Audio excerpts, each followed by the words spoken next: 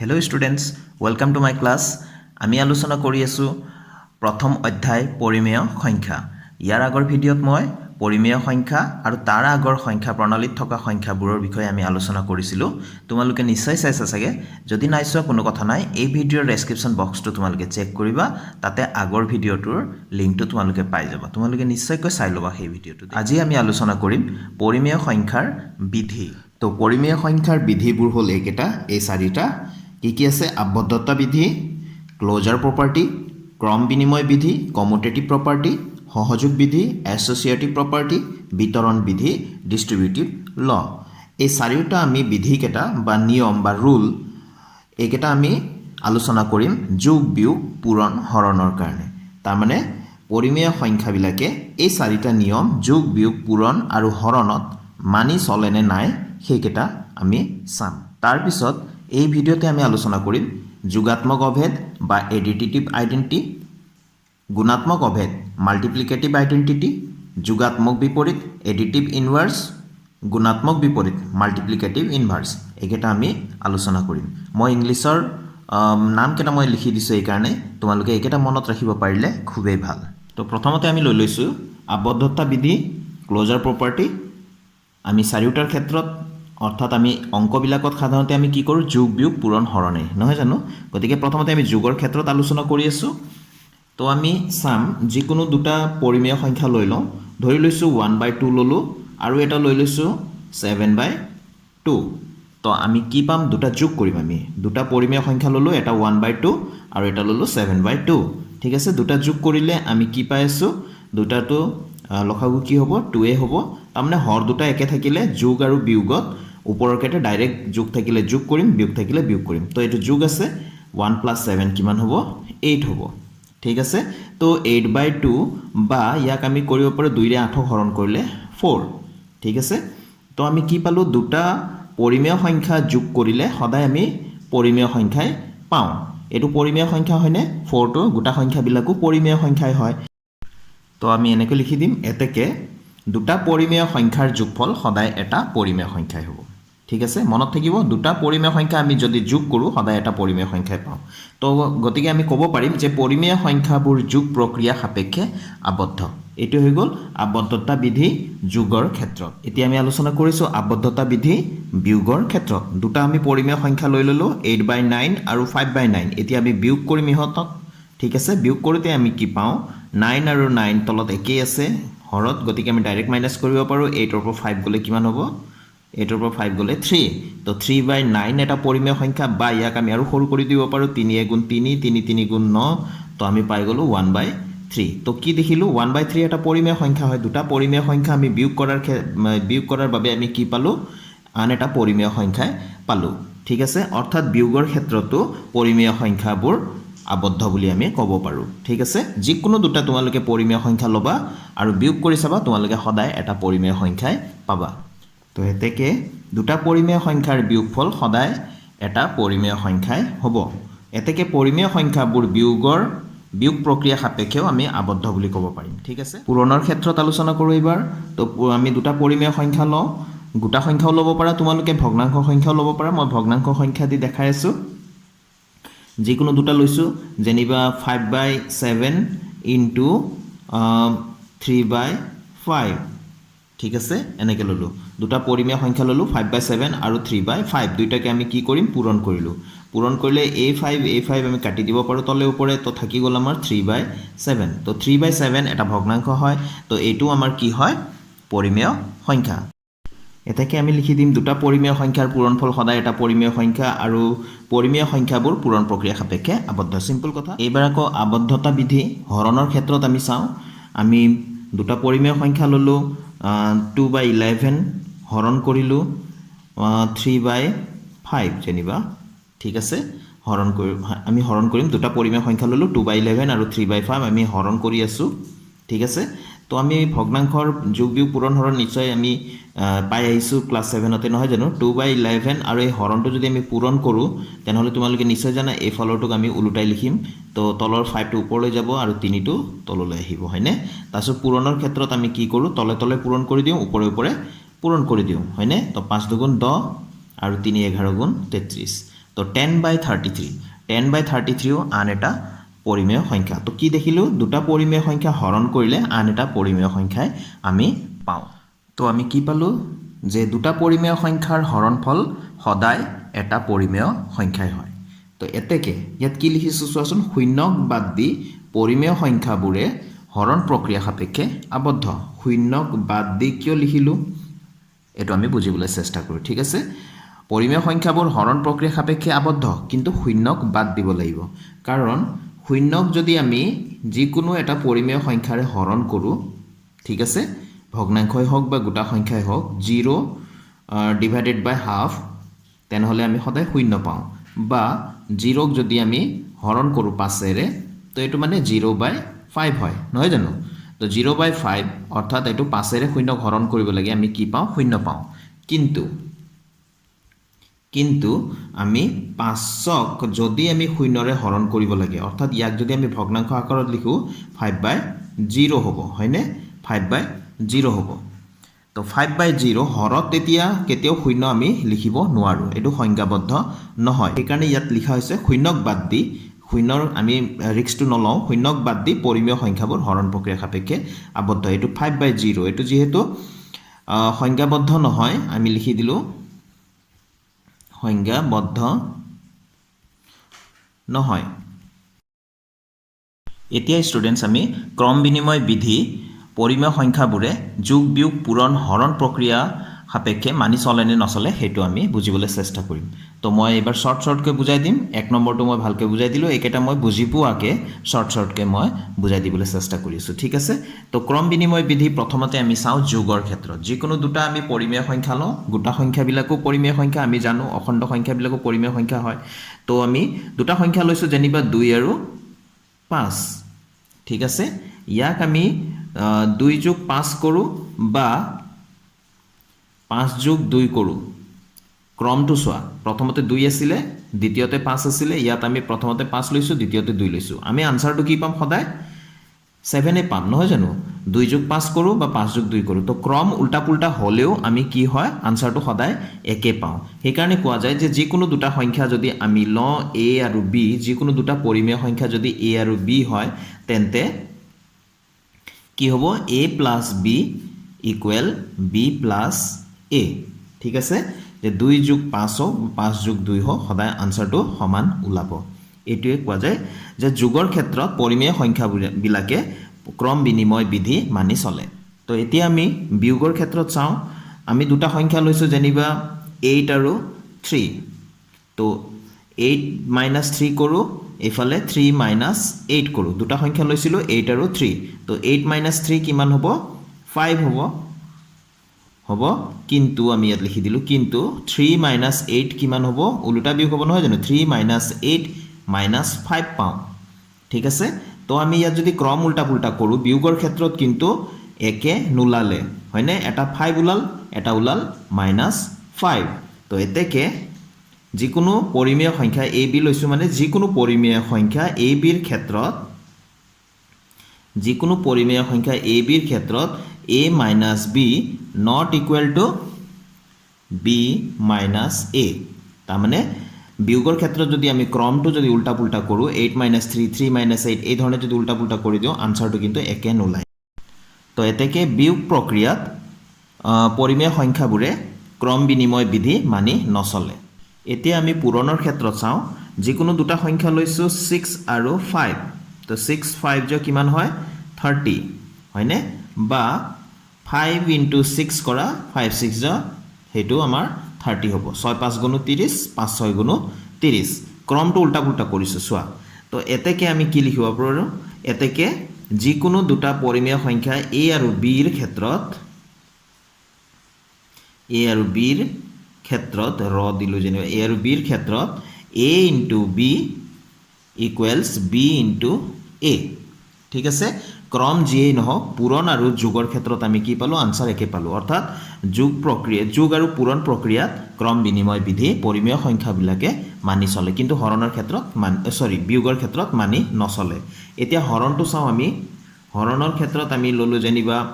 6 হৰণ 2 2ৰে 6ক হৰণ কৰিলোঁ এই গোটা সংখ্যা লৈছোঁ এবাৰ গোটেইখিনি গোটা সংখ্যাবিলাকো কি হয় পৰিমেয় সংখ্যাই হয় তো 6ক আমি 2ৰে হৰণ কৰিলে কিমান পাওঁ 3 পাওঁ এই একেই সংখ্যা যদি আমি উল্টাকৈ লিখি দিওঁ 2 বিয়োগ 6 তেনেহ'লে আমি 6ৰে 2ক হৰণ কৰিব নোৱাৰোঁ তো আমি ভগ্নাংশ আকাৰত যদি লিখোঁ 2/6 এনেকৈ লিখিব লাগিব তো 2 এগুণ 2 2 3 গুণ 6 তো আমি কিমান পালোঁ 1/3 ইয়াত 3 পাইছিলোঁ ইয়াত কিমান পালোঁ 1/3 যদি অসমীয়াত কওঁ 3/1 তো 1/3 মাতিলেই ভাল তো আমি কি পালোঁ যে যিকোনো সংখ্যা যিকোনো পৰিমেয় সংখ্যা a আৰু b ৰ ক্ষেত্ৰত ঠিক আছে যিকোনো পৰিমেয় সংখ্যা a আৰু b ৰ ক্ষেত্ৰত a ক আমি b ৰে হৰণ কৰিলে b ক যদি আমি a ৰে হৰণ কৰোঁ তেনেহ'লে আনসাৰ দুটা সমান নহয় তো হৰণ প্ৰক্ৰিয়া সাপেক্ষেও ক্ৰম বিনিময় বিধি পৰিমেয় সংখ্যাবিলাকে মানি নচলে নিশ্চয় বুজি পাইছা নহয় জানো একেবাৰে সহজ তো ক্ৰম বিনিময় বিধি ক'ত মানি চলে যোগ আৰু বিয়োগত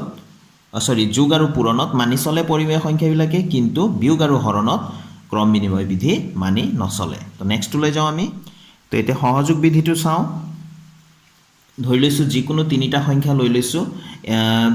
2 আৰু ধৰি লৈছোঁ 5 আৰু 7 লৈ লৈছোঁ যেনিবা ঠিক আছে ইয়াক আমি এনেকৈ ল'লোঁ সহযোগ বিধি প্ৰথমতে আমি এছ'চিয়েটিভ ল ইংলিছত যদি কওঁ 2 + 5 প্ৰথমতে ইয়াক গুড কৰিলোঁ আৰু +7 কৰিলোঁ আৰু এই ধৰণে আমি গুড কৰিছিলোঁ 2 + 5 + 7 এই ধৰণে গুড কৰিলোঁ ঠিক আছে প্ৰথমতে 2 আৰু 5 গুড কৰিলোঁ ইফালে 5 আৰু 7 গুড কৰিলোঁ আনসাৰটো আমি একে পাওঁনে আমি জানো ব্ৰেকেটৰ কাম আগত হয় গতিকে 2 + 5 7 হয় আৰু ইফালে আগৰ পৰা 7 আছিলে 7 + 7 কিমান হয় 14 হয় ঠিক আছে এইফালে চাওঁচোন ইয়াত কি হয় 2 + 5 হাতে কিমান হয় 12 হয় 2 + 12 কিমান হয় ইয়াতো 14 পালোঁ অৰ্থাৎ আমি যেনেকৈ নসজাওঁ কিয় যোগৰ ক্ষেত্ৰত আমাৰ কি হয় আনসাৰ কেইটা একে হয় তো এতেকে a b c তিনিটা স্বাভাৱিক সংখ্যা বা স্বাভাৱিক সংখ্যাবিলাকো পৰিমেয় সংখ্যা হয় পৰিমেয় সংখ্যাৰ ক্ষেত্ৰত এনেকৈ যদি আমি সহযোগ বিধিটো মানি চলে তাৰ মানে a + b + c হোক বা a + b + c হোক এই দুটা আনসাৰ সদায় একে ওলাব সমান ওলাব তো এইটো আছিলে 1 নম্বৰ a বুলি লিখিলোঁ তো যোগৰ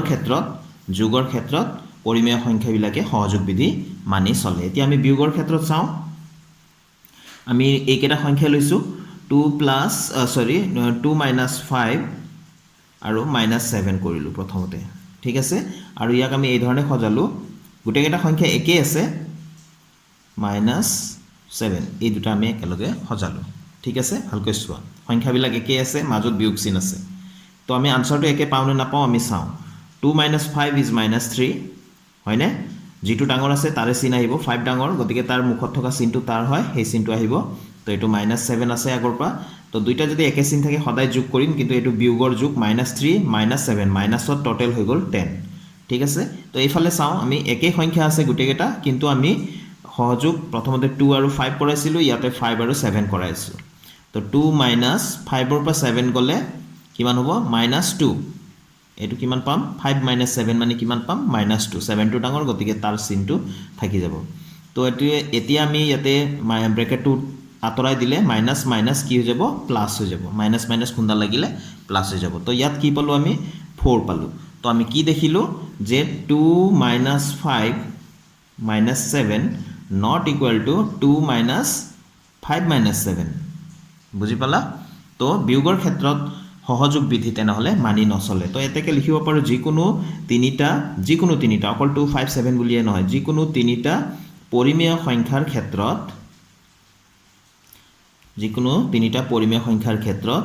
a - b - c not equal to a - b - c ঠিক আছে নিশ্চয় বুজি পাইছা যে সহযোগ বিধিটো পৰিমেয় সংখ্যাৰ ক্ষেত্ৰত যোগৰ ক্ষেত্ৰত মানি চলা দেখা পালোঁ এতিয়া কিন্তু বিয়োগৰ ক্ষেত্ৰত মানি নচলে এতিয়া পূৰণ আৰু হৰণ আছে আমি চেক কৰোঁ তো আমি তিনিটা সংখ্যা লৈ লৈছোঁ আগৰ নিচিনাকৈ 2 5 আৰু 7 লৈছিলোঁ নহয় জানো তো 2 × 5 × 7 ঠিক আছে ইয়াক প্ৰথমতে সহযোগ কৰিলোঁ আৰু ইফালে কৰিলোঁ 2 × 5 × 7 5 আৰু 7ক সহযোগ কৰাই দিলোঁ তো ইয়াতে প্ৰথমতে 2 5 × 10 × 7 আমি কিমান পাওঁ 7 × 10 = 70 70 আমি পালোঁ ইয়াত আমি চাওঁ কি হয় 2 × 5 7 = 35 ব্ৰেকেটৰ কামটো আগত হ'ব 35 আৰু 2 পূৰণ কৰিলে আমি 70 পাওঁ এতেকে কি পালো 2 into 5 into 7 equals 2 into 5 into 7 ঠিক আছে প্ৰথমতে ইয়াত সহযোগ কৰাইছিলো পিছত ইয়াত আমি গ্ৰুপ কৰাই দিলো তো আনসাৰটো একে পালো তো এতেকে যিকোনো তিনিটা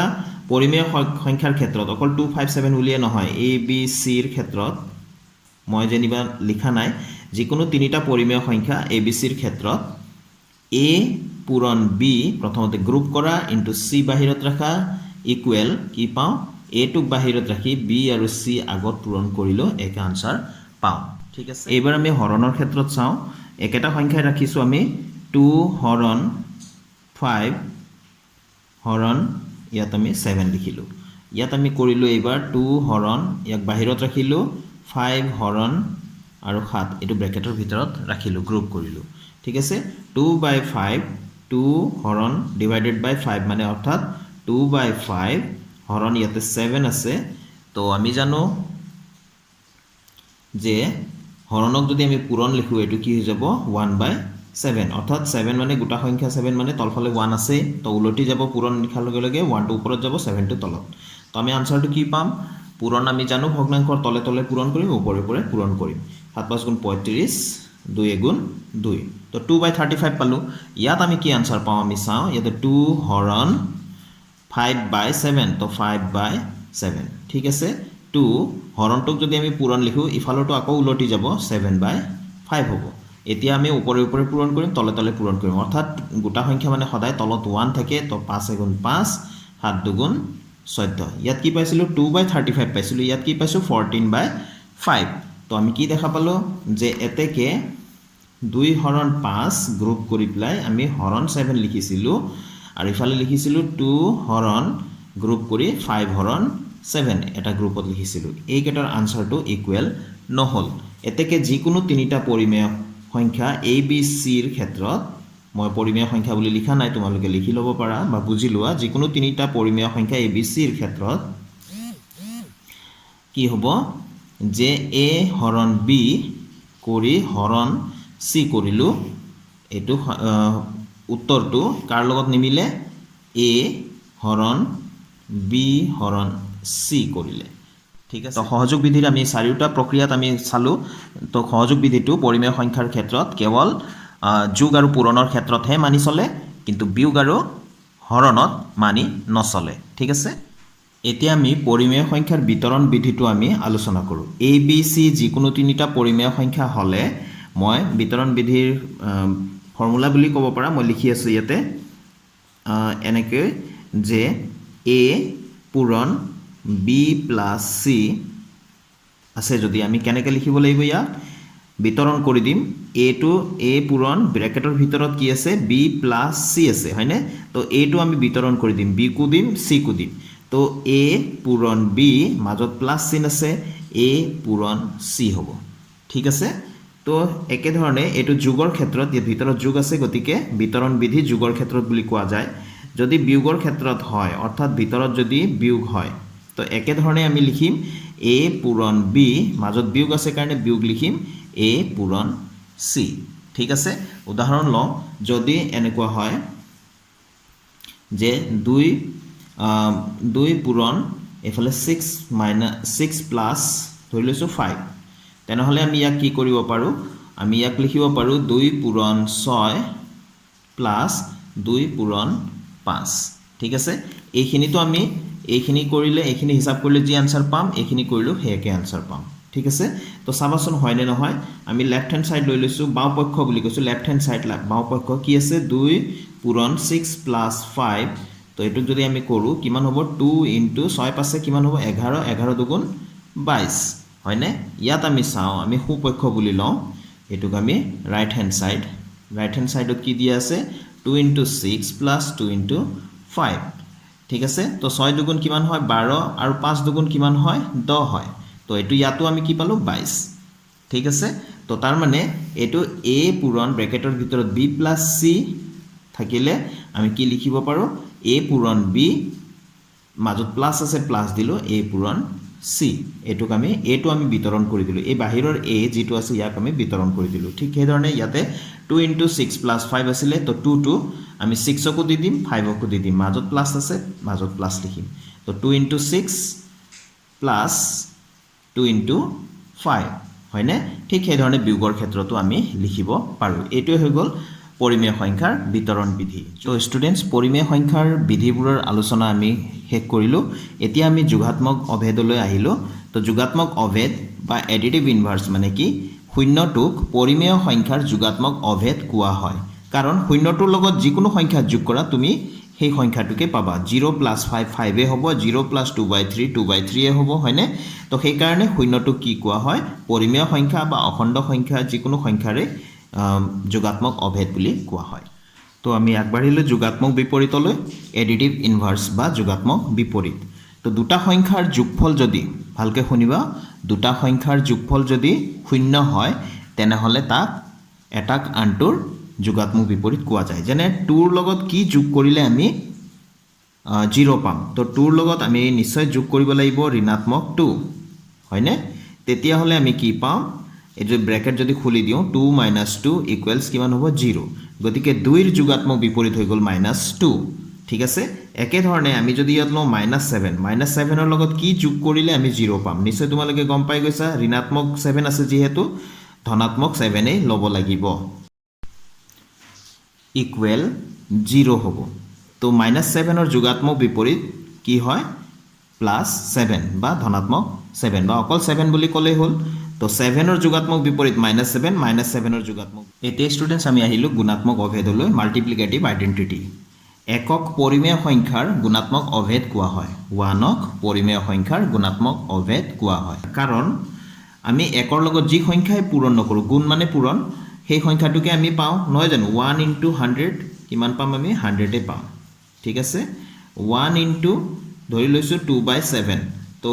কি পাম আমি 2/7 এ পাম একৰ লগত যি সংখ্যা পূৰণ কৰিলো সেই সংখ্যাটোৱে পাওঁ সেই কাৰণে একক পৰিমেয় সংখ্যাৰ গুণাত্মক অভেদ কোৱা যায় যোগাত্মক অভেদটো কোনটো আছিল যোগাত্মক অভেদটো আছিল শূন্য যোগাত্মক অভেদ কাৰণ শূন্যটোৰ লগত যি সংখ্যাই যোগ নকৰা কিয় সেই সংখ্যাটোৱে পাওঁ সেই কাৰণে শূন্যক পৰিমেয় সংখ্যাৰ যোগাত্মক অভেদ আৰু একক পৰিমেয় সংখ্যাৰ গুণাত্মক অভেদ কোৱা হয় এবাৰ আমি আহিলো গুণাত্মক বিপৰীত মাল্টিপ্লিকেটিভ ইনভাৰ্সলৈ তো গুণাত্মক বিপৰীত মানে কি যদি ভালকৈ শুনিবা যদি দুটা সংখ্যাৰ পূৰণফল যদি আমি 1 পাওঁ দুটা সংখ্যা পূৰণ কৰি যদি আমি 1 পাওঁ তেনেহলে সেই সংখ্যা দুটাক এটাক আনটোৰ গুণাত্মক বিপৰীত কোৱা যায় যেনে আমি যদি পূৰণ কৰো 2 আৰু হাফ ঠিক আছে 2 আৰু হাফ যদি পূৰণ কৰো তেনেহলে 2 টু কটা গৈ কি পাম আমি 1 পাম তেনেহলে 2 হৈ গ'ল হাফৰ গুণাত্মক বিপৰীত হাফ হৈ গ'ল 2ৰ গুণাত্মক বিপৰীত ঠিক আছে তো এইটো কাণ্টোৰ গুণাত্মক বিপৰীত কোৱা যায় এতিয়া যদি আমি লওঁ 2/3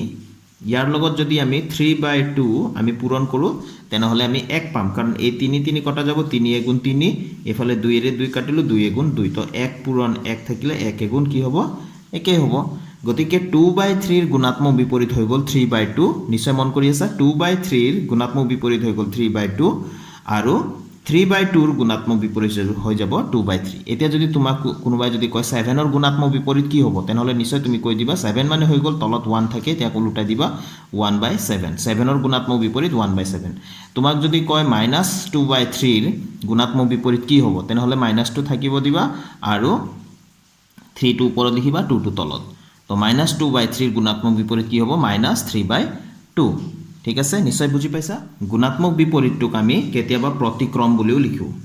প্ৰতিক্ৰম মন কৰিবা গুণাত্মক বিপৰীত বা প্ৰতিক্ৰম একে সমাৰ্থক শব্দ একে হয় ঠিক আছে এতিয়া ষ্টুডেন্টস তোমালোকৰ কিতাপৰ 14 আৰু 15 নম্বৰ পেজত থকা কিছুমান কাৰ্য আলোচনা কৰিবলৈ বিচাৰিছো ইয়াতে চোৱাচোন 6/9 ৰ যোগাত্মক বিপৰীত কি হ'ব লিখা 6/9 ৰ যোগাত্মক বিপৰীত কি হ'ব লিখা তো 6/9 ৰ যোগাত্মক বিপৰীত কি হ'ব -6/9 তোমালোকে কি লিখিবা ইয়াতে -6/9 ঠিক আছে নিশ্চয় বুজি পাইছা যোগাত্মক বিপৰীত ক'লে আমি চিহ্নটো হলাই দিলে হ'ল তো -11/15 ৰ যোগাত্মক বিপৰীত কি হ'ব লিখা নিশ্চয় বুজি পাই গৈছা মাইনাস আছে গতিকে মাইনাসটো নিলিখাকৈ অৰ্থাৎ যোগত আমি লিখিম প্লাছত 11/15 15 নম্বৰ পেজত থকা কাৰ্যটো হ'ল 6 ৰ গুণাত্মক বিপৰীত কি হ'ব নিশ্চয় তোমালোকে গম পাই গৈছা কি হ'ব 6 ৰ গুণাত্মক বিপৰীত 1/6 কাৰণ সকলোৰে তলতে 1 থাকে তো 1/6 ঠিক আছে -9 ৰ গুণাত্মক বিপৰীত কি হ'ব তো মাইনাস আমি লিখিলো 1/9 গোটা সংখ্যা থাকিলে 1 টো ওপৰত লিখি 9 লিখিম গুণাত্মক বিপৰীত 2/3 ৰ গুণাত্মক বিপৰীত কি হ'ব নিশ্চয় তোমালোকে বুজি পাইছা 3/2 ইয়াত চিনৰ কথা নাহে ঠিক আছে যোগাত্মক বিপৰীত হলে আমি চিনটো বিপৰীত কৰিম 2 ৰ যোগাত্মক বিপৰীত -2 -2 ৰ যোগাত্মক বিপৰীত 2 হ'ব তো ইয়াত গুণাত্মক বিপৰীতক কেৱল আমি উলটাই দিম হৰটো লবত লিখিম লবটো হৰত লিখিম ঠিক আছে -5/7 ৰ গুণাত্মক বিপৰীত কি হ'ব তো -7/5 লিখিব পাৰা বা 7/-5 লিখিব পাৰা এটো লিখিব পাৰা বা -2 এবাৰ লিখি প্লাই 7/5 এই ধৰণেও লিখিব পাৰা একে কথা ঠিক আছে তো 1/7 ৰ গুণাত্মক বিপৰীত কি হ'ব নিশ্চয় তোমালোকে গম পাই গৈছা 1/7 ৰ গুণাত্মক বিপৰীত 7 বা কোনোবাই 7/1 লিখিলেও শুদ্ধ হ'ব তো 1 টো আমি সাধাৰণতে হৰত নিলিখো লিখিব দৰকাৰ নাই গতিকে 7 লিখিলে হৈ গল আশা কৰো ষ্টুডেন্টস তোমালোকে আজিৰ বিষয়বস্তুখিনি তোমালোকে আয়ত্ত কৰিব পাৰিছা 1.1 এক্সাৰসাইজ লৈ আহিম মই নেক্সট ভিডিঅত তেনেহলে এই ভিডিঅটো ইয়াতে সামৰিছো তোমালোকে ভালে থাকিবা